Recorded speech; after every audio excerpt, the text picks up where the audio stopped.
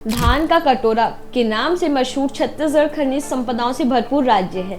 छत्तीसगढ़ में अमीरों की सूची में सबसे ऊपर वे उद्योगपति और कारोबारी हैं जिन्होंने खनन, स्टील, पावर, राइस मिलिंग और रियल एस्टेट जैसे क्षेत्रों में अपनी मजबूत पहचान बनाई है। तो आइए जानते हैं छत्तीसगढ़ के 5 सबसे अमीर व्यक्तियों के बारे में। छत्तीसगढ़ में अमीरों की सूची में सबसे पहला नाम आता है बहादुर अली।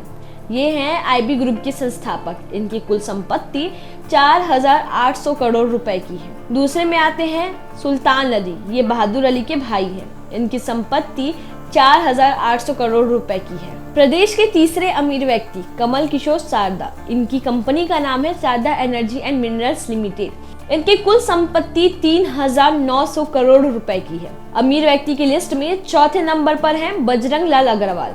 इनकी कंपनी का नाम है गोदावरी पावर एंड इस्पात लिमिटेड है। इनकी कुल संपत्ति 3,500 करोड़ रुपए की है। छत्तीसगढ़ के अमीर व्यक्तियों की लिस्ट में एक महिला भी शामिल है जिनका नाम है विनीता आशीष शराफ। इनकी कंपनी का नाम है मनोरमा इंडस्ट्रीज।